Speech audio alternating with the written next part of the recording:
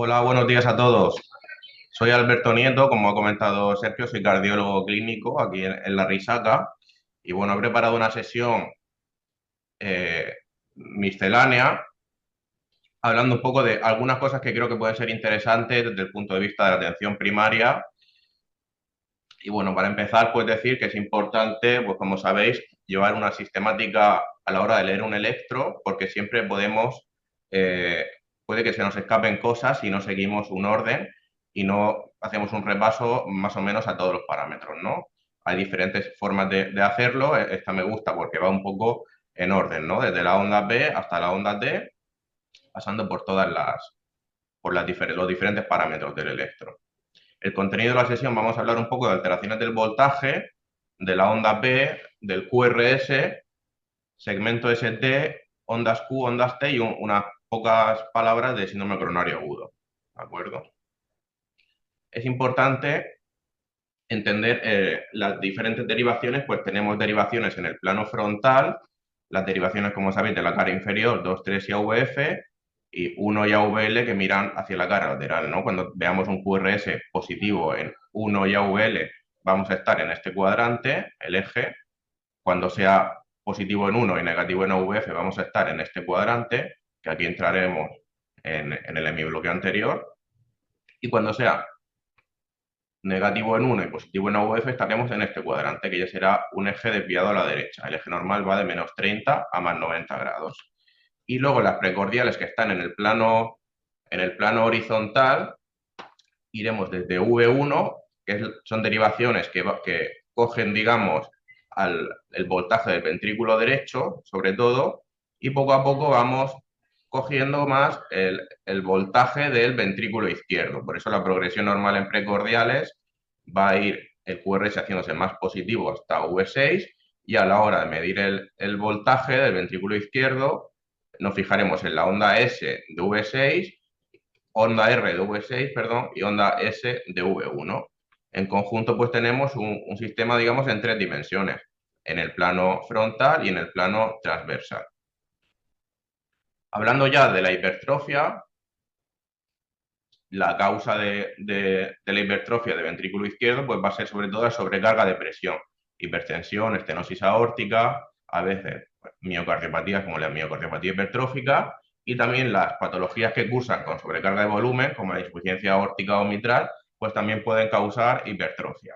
¿Cómo vamos a ver esto en el electro? Pues va a haber un aumento de los voltajes, el QRS va a ensancharse ligeramente, el eje se va a hacer un poco más izquierdo, vamos a poder tener alteraciones secundarias de la regularización que van a ir en la dirección opuesta a la dirección del QRS, y va a poder haber también alteraciones en la onda P, signos de crecimiento auricular. ¿Y por qué es importante esto? Bueno, en los pacientes típicos que se ven en una consulta de atención primaria, pacientes de edad media con factores de riesgo cardiovascular, pues ya en esta cohorte americana se ve que los pacientes con criterios de hipertrofia ventricular izquierda tienen muchos más eventos cardiovasculares, más riesgo de fibrilación auricular, de cardiopatía isquémica y de insuficiencia cardíaca. El detectar estos pacientes pues, nos va a permitir, en primer lugar, incidir en el control de estos factores de riesgo, ¿no? ¿Qué criterios utilizamos? Pues los más utilizados son los de Sokolov-Lyon, que miden la onda S en V1 y la onda R en V5, V6. Esto se suma y si hay más de 35 milímetros cumpliría los criterios. También la onda R en AVL más de 11 milímetros, y los criterios de Cornell, que son parecidos, y también incluso incluyen una variable que tiene en cuenta la duración del QRS, porque como hemos comentado, esto puede aumentar en la hipertrofia. Estos criterios pues lo va a cumplir en torno a un 5% de la población, y en los hipertensos va a tener un porcentaje mayor, evidentemente. Y las alteraciones secundarias de la repolarización van a indicar un peor pronóstico en general y en torno a un 15% de los pacientes con hipertrofia en el electro. Pero hay que tener en cuenta que estos criterios tienen una sensibilidad reducida, es decir, se nos escapan pacientes. Hay pacientes con hipertrofia que no cumplen estos criterios. Y una especificidad bastante superior. Por ejemplo, este es un electro de un paciente donde vemos unos voltajes. El paciente tenía una estenosis aórtica severa que, como sabéis, da sobrecarga de presión importante en el ventrículo izquierdo, tenemos ondas T negativas y descenso del ST típico de la sobrecarga de presión del ventrículo izquierdo, voltajes aumentados, si sumamos la SNV1 y la RNV6, pues cumpliría los criterios de Sokolov. Este es un paciente donde vemos también un aumento marcado en los voltajes, SNV1 y RNV5V6, pues claramente por encima de 35, y también alteraciones secundarias de la repolarización, en la dirección opuesta al QRS. Esta morfología pues, es típica de la patrón de sobrecarga o patrón de strain, que lo veremos en diferentes patologías.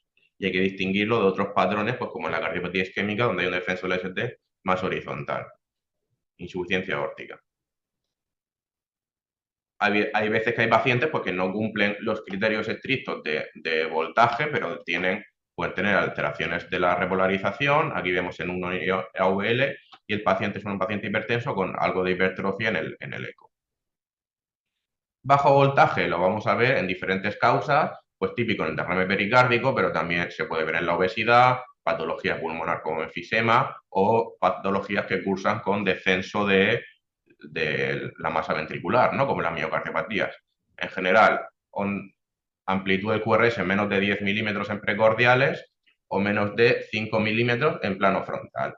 Este es un electro típico de taponamiento cardíaco, derrame pericárdico, que vemos taquicardia, voltajes bajos y alternancia en la amplitud de los QRS, ¿no? Porque el corazón está, digamos, nadando en el líquido pericárdico, se va moviendo a lo largo del ciclo cardíaco. Los criterios de hipertrofia de ventrículo derecho pues van a ser, los vamos a ver en menos pacientes, típico de hipertensión pulmonar y cardiopatías congénitas, aunque a veces pues tromboembolismo pulmonar o otras patologías que cursen con sobrecarga de ventrículo derecho lo van a poder tener. Vamos a tener una onda R prominente en V1 y V2, que como he comentado antes son las derivaciones que están más cercanas al ventrículo derecho, y alteraciones secundarias de la repolarización en estas derivaciones, para distinguirlo de hipertrofia de ventrículo izquierdo, alteraciones de la repolarización en V4 o V6 y ventrículo derecho en V1 o V3. Son unos criterios que no están tan validados y también en bloqueo, cuando hay bloqueo de rama derecha, pues no está tan claro qué criterios hay, porque el bloqueo de rama derecha puede dar alteraciones de la repolarización de V1 o V3 también. Este sería un caso de un paciente con hipertensión pulmonar y vemos onda R en V1, V2 y T negativas de V1 a V4 prácticamente. Hipertrofia de ventrículo derecho. Esta onda R prominente en V1, V2 puede tener otras causas, aparte de la hipertrofia de ventrículo derecho, típico del bloqueo de rama derecha, que ahora comentaremos, el infarto posterior y a veces pues otras causas más raras, vías accesorias, miocardiopatía hipertrófica en algunos casos, etc. La onda B sinusal normal, vamos a pasar ya a la onda B, es positiva en cara inferior, 2, 3 y AVF, y negativa en AVR. En V1 suele ser bifásica, un poco positivo y luego se hace negativo. Para distinguirlo, esta onda B sinusal positiva en cara inferior de otros ritmos en la aurícula. Este es un paciente con un ritmo auricular bajo, que viene de la parte baja de la aurícula, y por tanto va a tener una onda B que va a ser al contrario, porque la aurícula se activa de abajo a arriba, que sería aquí la flechita roja, en lugar de arriba a abajo, que es el ritmo sinusal normal. Vamos a pasar a hablar del crecimiento de las aurículas. De forma normal, en la onda P, la primera parte de la onda P va a ser la despolarización de la aurícula derecha, porque el nodo sinusal está en la aurícula derecha, se despolariza primero y luego la segunda parte va a ser la aurícula izquierda. En V1 vamos a tener una primera parte positiva de crecimiento, bueno, de la aurícula derecha y una onda negativa de la aurícula izquierda. Cuando se dilata la aurícula derecha, esta primera parte de la onda P va a crecer y vamos a tener una onda P más prominente en 2 y en V1 va a crecer la parte positiva. Cuando se dilata la aurícula izquierda, vamos a tener una onda P más ancha y va a aumentar la duración en V1 de la parte negativa y la profundidad de la parte negativa en V1. Estos criterios, pues, en cara inferior vamos a ver una onda P bífida y de más duración, y en V1 una onda P con una porción negativa que dura más tiempo, más de un cuadrito o más de 1 milímetro de profundidad. Y estos criterios sorprendentemente son más precisos que los de hipertrofia del ventrículo izquierdo. Y la aurícula derecha, una onda P picuda, porque como hemos comentado, pues cuando crece la aurícula izquierda, digamos que aumenta la duración de la onda P, y cuando crece la aurícula derecha, aumenta el voltaje de la onda P en general. Bloqueos de rama. Bloqueo de rama derecha, vamos a tener un complejo positivo en V1. La morfología típica es R, S, R'. Tenemos una activación del ventrículo izquierdo normal, la primera parte del QRS es normal, y luego más tarde se contrae, se despolariza el ventrículo derecho y tenemos una onda R en V1, porque el ventrículo derecho mira hacia V1, y una onda S ancha y prominente en cara lateral, en V5, V6 y AVL. El bloqueo de rama izquierda tiene una morfología muy diferente, que va a ser negativa en V1 y positiva en AVL. Se va a despolarizar el ventrículo derecho con normalidad y el septo va a despolarizarse de manera contraria a la normal, de derecha a izquierda, y toda la masa del ventrículo izquierdo se va a despolarizar. Vamos a tener una onda R prominente en V5, V6 y en cara lateral, y con un pico muy tardío, porque el ventrículo se está contrayendo de manera, digamos, más lenta.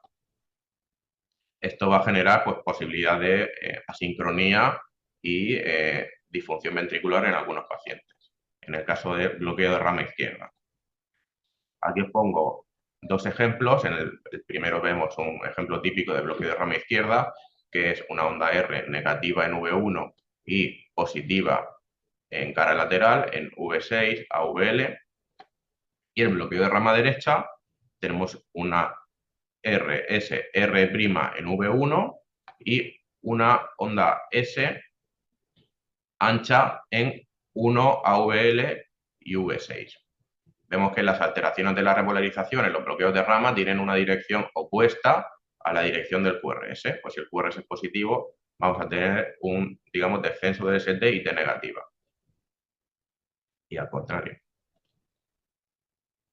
El mecanismo del bloqueo de rama, pues como hemos comentado, en el bloqueo de rama derecha vamos a despolarizar el ventrículo izquierdo con normalidad, el septo de izquierda a derecha, que es en la forma normal, y posteriormente se contrae el ventrículo derecho. El bloqueo de rama izquierda, el ventrículo derecho se va a contraer de forma normal, el septo se va a contraer de una manera contraria a lo normal, y posteriormente todo el voltaje del ventrículo izquierdo va a ir hacia 1, V5 y V6.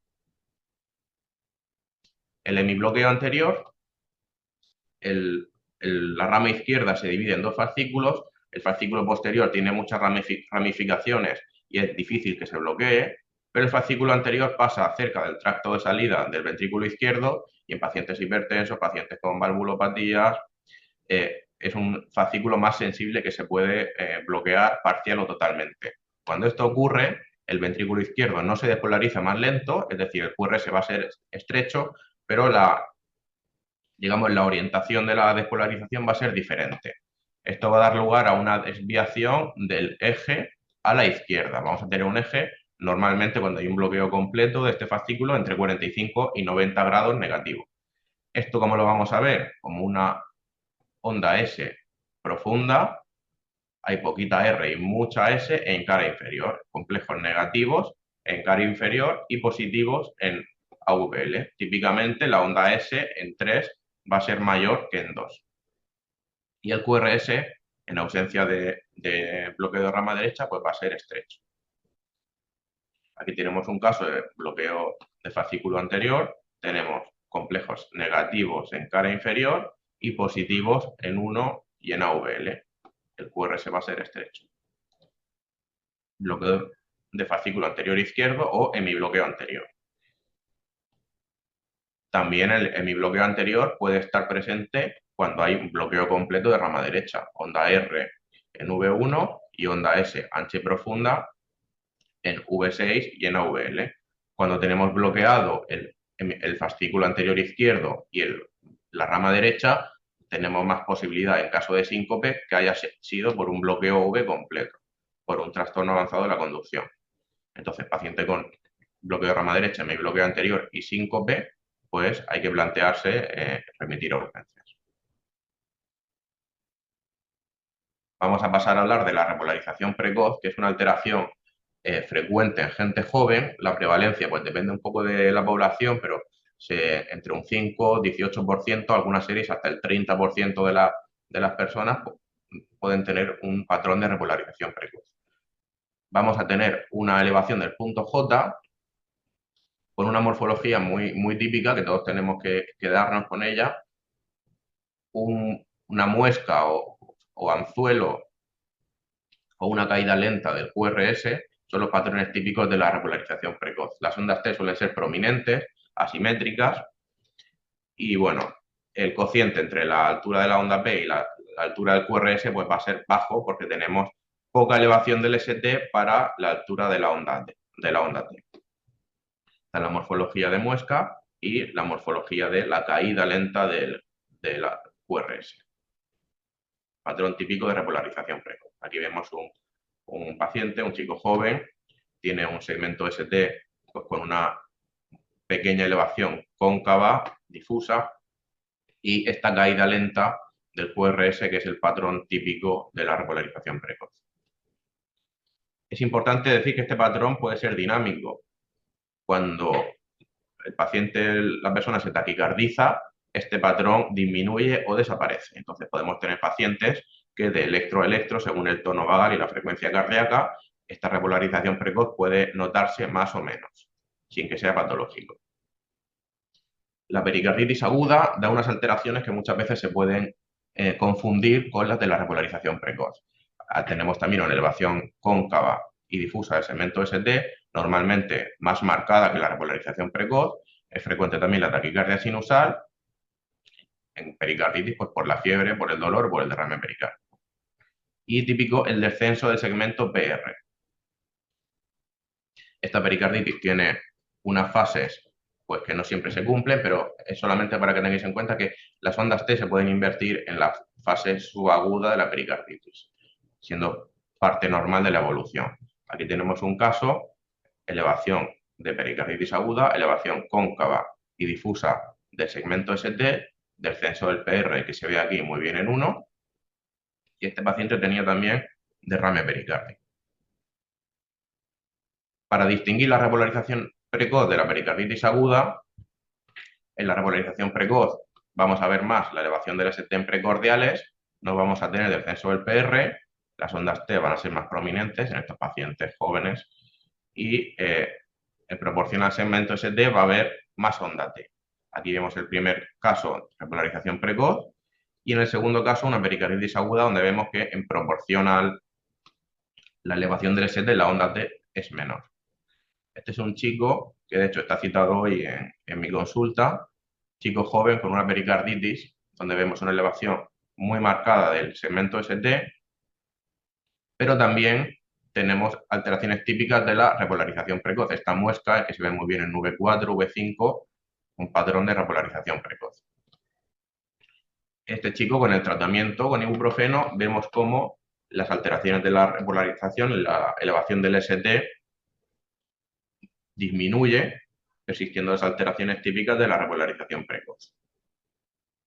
Entonces, para un caso interesante para ver cómo hay veces que puede coincidir las dos alteraciones, repolarización precoz y pericarditis aguda, que muchas veces pues, cuando tenemos pacientes con dolor torácico que puede ser de características mecánicas y repolarización precoz, pues puede quedarnos dudas un poco del diagnóstico, ¿no? Y pueden apoyar otras causas, otros datos, pues como son la inflamación en la analítica, presencia de derrame pericárdico, fiebre, etcétera. Signo de Spodek, como curiosidad, es un signo típico de pericarditis, presente en torno a un 30% de los casos, donde vemos el segmento TP, de la T a la P, tiene una pendiente descendente, y en este chico se normalizó después del tratamiento antiinflamatorio. Este es el electro del chico después del tratamiento de la pericarditis, donde se mantiene la repolarización precoz, ¿no? mucho menos llamativa que el primer electro. Las ondas Q van a ser patológicas prácticamente siempre en V2, V3. Pongo la coletilla de comprobar la posición correcta de los electrodos porque colocar los electrodos más arriba de lo normal podría darnos una onda Q en V2, V3.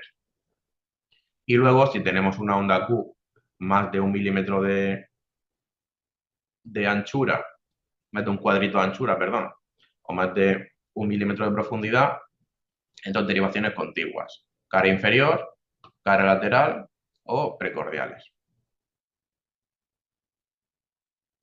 Bueno, puede haber U fisiológicas en la cara lateral, 1 y OVL, por la despolarización del septo, que normalmente son ondas Q pequeñitas y estrechas.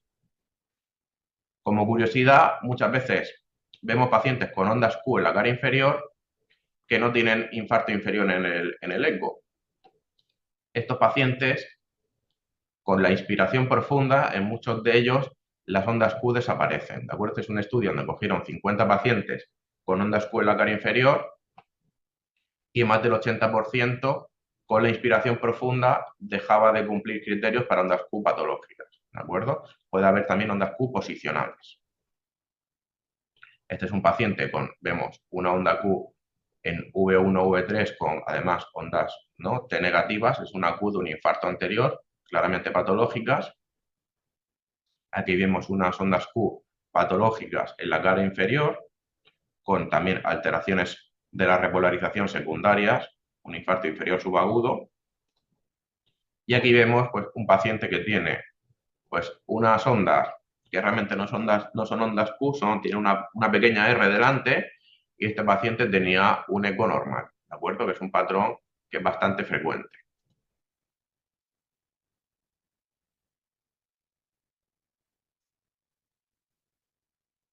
Aquí vemos un paciente con, no puede generar dudas en V1 o V2, realmente parece que en V2 hay una pequeña R, y bueno, no funciona el vídeo, pero se ve que la cara anterior contrae perfectamente. Y al contrario, aquí el vídeo no corre, pero vemos un paciente que tenía una pequeña R en cara inferior, pero sin embargo tenía un infarto inferior claro en el eco. Quiere decir que estos criterios pues también tienen su variabilidad, ¿de acuerdo? Un tercio de los pacientes con un infarto inferior pueden recuperar una pequeña R en cara inferior. Y al contrario, puede haber pacientes con una onda Q en el electro que no se corresponda con un infarto. La onda T va a ser positiva en todas las derivaciones, salvo en AUR y V1. En la derivación 3 pues, va a ser una variante de la normalidad. Normalmente la altura va a ser menor a 5 milímetros en el plano frontal y menos de 10 milímetros en precordiales. Y la duración pues, va a estar relacionada con el intervalo QT. Podemos tener diferentes alteraciones. Las ondas T picudas son típicas de la isquemia aguda, de la repolarización precoz, a veces de la hiperpotasemia. Las ondas T negativas pues, van a tener muchas causas probables, bloqueos de rama, sobrecarga en la hipertrofia, miocardiopatías, tromboembolismo pulmonar. En niños puede haber ondas T negativas de forma fisiológica de V1 a V3 y otras causas. Ondas T negativas pues, van a tener unas causas muy diversas, ¿no? Las ondas T bifásicas van a ser típicas de la isquemia y de la hipopotasemia. Y las T aplanadas pues, van a ser un hallazgo más inespecífico.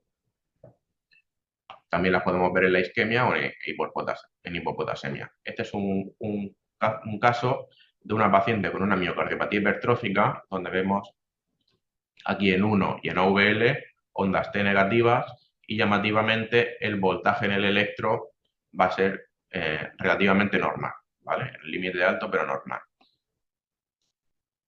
Este es otro caso, un hombre de 61 años que consulta por dolor torácico de esfuerzo en atención primaria. Vemos este electro con unas T negativas simétricas en precordiales. Este paciente se remitió a urgencias, ya el electro en urgencias tenía cambios con respecto al previo, ¿no? Alteraciones dinámicas de la repolarización, y en la flecha roja veis la lesión crítica en la arteria descendente anterior que tenía el hombre, ¿no? Ondas T negativas en contexto de isquemia. Y este paciente es un paciente con una miocardiopatía ritmogénica, donde son típicas las ondas T negativas de V1 o V3. Vemos también unos voltajes muy reducidos en el contexto de una miocardiopatía avanzada con mucha disfunción ventricular, y de hecho este hombre ahora mismo está ingresado en la Risaca después de un trasplante cardíaco. Este es un paciente que consulta por disnea y dolor torácico de varias horas de evolución. Vemos unas ondas T negativas en precordiales de V1 o V3 muy profundas. Este paciente tenía una elevación del dímero D muy marcada en la analítica, y en el angioTAC pues vemos un TEP masivo bilateral, ¿de acuerdo? Sobrecarga de ventrículo derecho, alteraciones en V1 a V3, que son las derivaciones que están más cerca del ventrículo derecho. Aquí vemos una mujer de 75 años con dolor torácico y acinesia de segmentos medio apicales, cateterismo normal, y vemos en la evolución durante el ingreso unas T negativas profundas que son típicas de la miocardiopatía de estrés o síndrome de Takotsubo. Vamos a hablar rápidamente de algunas cosas que me parecen interesantes en la cardiopatía isquémica, en el síndrome coronario agudo. Aquí vemos dos electros, ¿no?, que todo el mundo ve, infartos pues que se ven a simple vista y que nunca se nos van a pasar, ¿no? O no se nos deben pasar. Pero la cardiopatía isquémica y el síndrome coronario agudo no siempre se van a presentar de una forma tan sencilla, ¿vale? Yo voy a daros unos consejos. El primero es interpretar el electro en el contexto clínico del paciente, es decir, un paciente que haga una revisión de empresa asintomático con una alteración en el electro, pues la probabilidad de un infarto va a ser baja, aunque haya alguna alteración en el electro, ¿de acuerdo? Y por el contrario, un paciente con un dolor torácico, sudando, vomitando, hipotenso, aunque tenga un electro aparentemente normal, pues la probabilidad de síndrome coronario agudo va a ser alta. Siempre recomiendo buscar elevación del ST, especular en derivaciones contrarias cuando veamos descenso del ST, que a veces el descenso del ST puede ser más claro que el ascenso especular. Os recomiendo hacer electros seriados en un paciente con dolor torácico, aunque el dolor desaparezca. ¿De acuerdo? Y ahora os pondré un caso. Muchas veces tenemos alteraciones de la repolarización dinámicas poco marcadas, y que al comparar con electros previos pues lo vamos a tener mucho más fácil. Hay que tener en cuenta, este me parece el mensaje más importante, que hasta un 30% de los pacientes con un infarto oclusivo, es decir, con una coronaria cerrada, no van a cumplir estos criterios clásicos de infarto con elevación, de elevación del ST más de 1 milímetro en dos derivaciones contiguas. Hay muchos pacientes que no van a cumplir este criterio. La troponina en los primeros minutos, incluso las primeras horas de un infarto, puede ser normal o muy poco aumentada. La falta de respuesta a la nitroglicerina no descarta origen coronario, sobre todo un paciente que tiene una coronaria totalmente ocluida, pues la nitroglicerina normalmente no le va a quitar el dolor.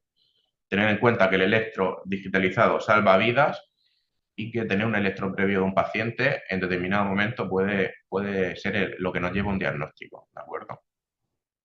No tener prisa en dar carga de doble antiagregación.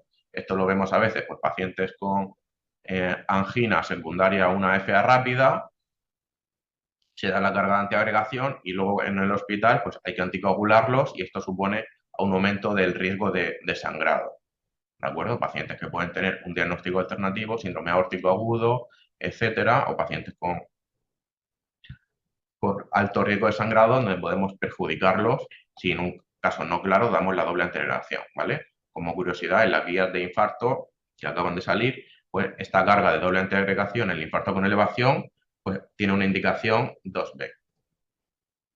Y en caso de dudas, pues paciente con dolor torácico electronormal, consultar con cardiología.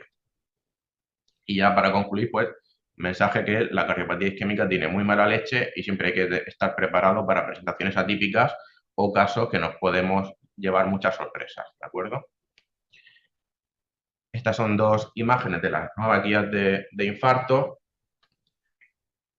para que veáis un poco cómo hay un espectro desde pacientes asintomáticos hasta pacientes en shock cardiogénico, pues vamos a tener un grupo de pacientes donde va a haber características de riesgo que nos van a hacer, sin cumplir los criterios claros de infarto con elevación del ST, activar el código de infarto y hacer un cateterismo pues, emergente, ¿no? Aquí vemos dos casos, pues infarto inferior, elevación 2, 3 y AVF, y un paciente con bloqueo de rama derecha y un infarto anterior extenso, elevación del ST en precordiales y también incluso en cara lateral. Este paciente es uno de estos casos que hay que coger muy bien los electros, comparar, medir, coger un papel, ver el segmento ST, vemos V4, V5 y V3, pues que el segmento ST se modifica, tiene un pequeño, ligero descenso del ST horizontal que se modifica en el electro posterior y también en cara inferior vemos un poquito de descenso en 3 del ST que corrige cuando el paciente se queda sin dolor. Este paciente tenía una diagonal, que es una rama más pequeña, y alteraciones pues mucho más sutiles, pero que si prestamos atención podemos llegar a un diagnóstico. Igualmente, en pacientes con un infarto anterior, aquí vemos el paciente hace nuevamente dolor torácico en el electro de la derecha y vemos una rectificación del ST y unas ondas T más picudas. Y este paciente con este electro, que realmente es poco expresivo, pero tenía la DA completamente tapada. Paciente con síncope y angina de reposo, cuando hace angina vemos un descenso difuso del ST con elevación en AVR. Estas son alteraciones típicas de enfermedad del tronco, enfermedad de 3 vasos, y anemia severa y otras causas de isquemia difusa subendocárdica. Este paciente tenía enfermedad severa de 3 vasos y además tenía una estenosis aórtica severa. Y este es un paciente con un electro inicial normal que al desaparecer el dolor, en electros seriados posteriores vemos unas ondas T bifásicas en V1 o V3 que son típicas de una lesión crítica en la arteria descendente anterior, lo que se conoce como síndrome de Wellens. Y ya para terminar, no hablo del futuro del electro, sino del presente, ¿no? Como sabemos, la inteligencia artificial pues, ha tenido un crecimiento exponencial en los últimos 2 años y esta empresa pues, ha creado un modelo en pacientes con síndrome coronario agudo y una arteria coronaria ocluida. Vemos cómo los criterios clásicos de elevación del ST tienen una sensibilidad del 30% únicamente.